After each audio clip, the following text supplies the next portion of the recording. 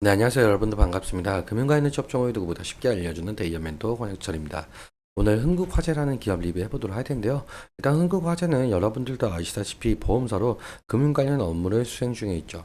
그리고 사실 다른 금융사들과도 마찬가지로 시장에서 저평가를 받으면서 기업 밸류업에 대한 모멘텀을 가지고 상승을 한 바가 있었는데요. 그런데 지금 현재 이 보험사를 막론하고 모든 금융사들이 기업 밸류업의 모멘텀으로 상승했었던 상승분은 반납할 가능성이 생겼습니다.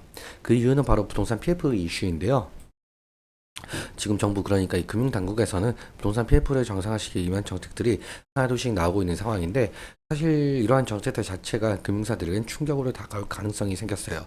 이 부분 여러분들과 함께 같이 한번 확인해 보면서 천천히 얘기 나눠보도록 할 텐데요. 먼저 시작하기 전에 저희 데이업에 오시면은 모든 종목들을 커버해 드리고 있으니까 찾아와 주시면 정말 감사하겠고 영상도 끝까지 지켜봐 주시면서 댓글로 궁금하신 것들 남겨주시면 다음 영상에서 말씀을 드리도록 하겠습니다. 그러면 흥국화재 바로 보도록 하겠습니다. 일단 한국화재 같은 경우는 보험사로 보험 상품 판매를 수행 중에 있는 기업이고 재무제표를 좀 잠깐 살펴보자면 한국화재 같은 경우는 지금 PBR이 0.15배 그리고 BPS가 2881원으로 시장에서 저평가를 받고 있는 사실을 좀 알 수가 있는 것 같습니다. 그래서 여러분들도 아시다시피 흥국화재는 이 기업 밸류업의 모멘텀을 가지고 있는데요. 그래서 이 기업 밸류업의 모멘텀을 가지고 상승을 한 바가 있었죠. 그런데 이 기업 밸류업 같은 경우는 제가 전에 영상에서 제일 중요한 것은 세제 혜택에 대한 부분이다. 그런데 이 세제 혜택을 이루려면은 여당과 야당의 합의가 필요하다라고 말씀을 드렸죠. 좀 더 자세하게 들으실 분은 제 전 영상 봐주시면 정말 감사할 것 같고요. 일단 아무튼 현재 금융권들이 이 기업 밸류업의 모멘텀에 힘입어서 어느 정도의 상승을 보여준 바가 있었는데 이 상승분을 좀 반납할 가능성 있는 이슈가 나왔습니다. 바로 부동산 PF 관련 이슈인데요. 현재 금융당국에서는 부동산 PF 사태를 해결하기 위해서 부동산 PF에 돈을 넣는 은행이나 보험사에게 당근을 준다라고 한답니다. 현재 유력한 방안은 신디케이트론, 즉 공동대출과 같은 공동융자 방식과 부동산 PF 펀드 공동 조성이라고 하는데요. 세제 때까지 거론이 되면서 금융사들이 PF 사업장을 인수하면서 발생하는 취득세까지 감면하는 방안을 고려 중이라고 한답니다. 일단 다수 금융사가 참여를 하면서 이 개별 금융사들의 부담을 낮춰주겠다는 전략으로 보이고 있는데요. 근데 사실 이러한 대책 자체가 금융사들에겐 부담으로 다가올 가능성이 상당히 커요. 즉 다시 말씀을 드려보자면 기업 밸류 프로그램에 대한 모멘텀으로 상승을 했었던 이 금융사들이 다시금 얼어붙을 가능성이 생긴다는 건데요. 다음 기사를 보시자면은 이 부동산 PF 정리 대상이 최대 23조 원이라고 한답니다. 그런데 이 PF 전체 시장이 230조 규모인 점을 좀 감안을 한다면 사실 정리를 하면 할수록 이 금액이 커질 가능성이 생겨요. 그러니까 이 시행사 다음으로 건설사 다음으로 금융권 이 PF발로 인해서 도미노 충격이 올 가능성도 생각을 해봐야 될 것 같은데요. 일단적으로 이 금융당국에서는 PF 사업장을 4등급으로 좀 세분화시킨 이후에 사업성이 부족한 사업장을 과감하게 퇴출시켰다는 전략을 내세우고 있습니다. 퇴출시키면서 회생이나 도산 절차를 진행을 하거나 법원의 경매, 공매 리스트를 꾸리겠다는 건데요. 기존에는 이 금융사들이 부동산 PF 대출액의 30%를 충당금으로 쌓아야 했었는데 이제는 경공매로 퇴출되는 사업장에 대해선 금융사들이 75%까지 충당금을 쌓아야 한답니다. 여기서 충당금이란 차기 이후에 지출을 할 것이 확실한 비용의 금액을 미리 계산하는 건데요. 부채 항목 중 하나입니다. 그러니까 부채로 들어가기 전에 돈을 쌓아야 하니까 이 금융사들의 실적에 영향을 줄 수밖에 없다는 거죠. 그러니까 앞서 말씀드린 이 부동산 PF 펀드나 신디케이트론 같은 경우는 그러니까 이 공동융자 방식, 즉 금융사들의 충당금을 모아서 부동산 PF를 해결하겠다는 입장으로 보이고 있는데요.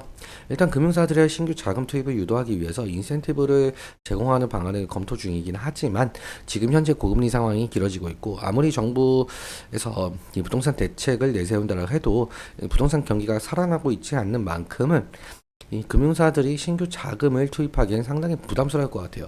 근데 이 금융당국에서 신규 자금을 투입을 독려 그리고 강제한다면 규제산업인 금융사들은 어쩔 수 없이 자금이 투입이 되어야 될 것이고 그다음에 2분기 더 나아가서 3분기 4분기 올 한 해 동안 막대한 충당금이 발생하면서 실적에 영향을 줄 가능성이 상당히 높다는 거예요.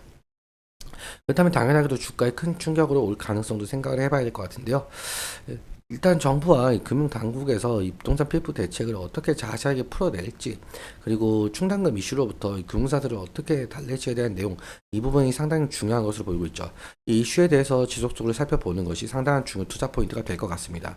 이슈가 나온다고 한다면 제가 바로 영상 제작해서 말씀을 드리도록 할 텐데요.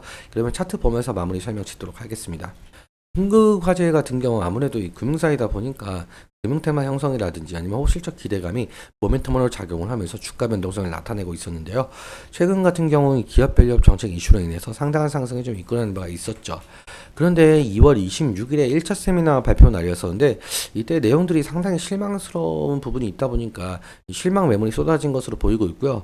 그리고 5월 2일도 마찬가지죠.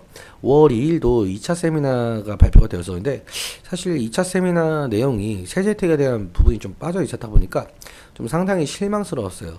그래서 이것도 마찬가지로 실망스러운 내용들 때문에 실망 매물이 나왔다라고 볼 수가 있을 것 같습니다. 일단 금의 흐름 같은 경우는 거의 보합권에서 움직이고 있는 것으로 보이고 있는데요. 지지라인 같은 경우는 이 부분이나 이 부분, 이 가격 레인지 때 설정을 할 수가 있을 것 같습니다. 지금 과거에도 이 부분에서 좀 지지가 일어나면서 상승을 하는 것으로 보아하니 이 부분 만약에 지지를 해주면서 상승을 할지 지켜봐야 될 것 같은데요. 근데 만약에 제가 오늘 말씀드린 이슈로 인해서, 그러니까 충당금 이슈로 인해서 이탈을 하게 된다고 한다면 리스크적인 관리는 필요할 것으로 보이고 있죠. 그리고 상승의 모멘텀이 어떤 것이 남아 있을까 제가 한번 생각을 해봤는데 사실 이 기업 밸류 프로그램에 대한 그 모멘텀은 살아있다라고 볼 수가 있을 것 같아요. 왜냐라고 해본다면 일단 여당과 야당의 합의가 있어야 될 거고 여당과 야당이 합의를 한다라고 해도 이 세법 개정을 하려면 상당한 기간이 걸리겠죠. 그래서 이 상당한 기간이 걸리는 만큼 이 기업 밸류 프로그램에 대한 이슈 아직 살아있다라고 볼 수가 있을 것 같습니다. 그래서 이 기업 밸류업 이슈로 인해서 상승을 할지 좀 지켜봐야 되겠지만 사실상 지금 상승을 한다라고 해도 2월 달 보시면은 이때 부터 좀 많이 하락하는 모습을 보여주고 있잖아요. 그렇다 보니까 상승 시마다 이 차익실현 매물이나 원금 보존 매물이 나올 가능성도 좀 생각을 해 주시면서 오늘은 여기까지 말씀을 드리도록 하겠습니다. 오늘 내용 여러분들께 도움이 되셨다면 구독과 좋아요 부탁드리고 말씀드린 내용과 차트적인 부분에 대해서 제 개인적인 견해가 있을 수밖에 없기 때문에 여러분들의 주관적인 견해와 함께 투자를 현명한 선택하셨으면 좋겠습니다. 오늘도 시청해주셔서 감사하고 지금까지 멘토 관역철이었습니다. 감사합니다.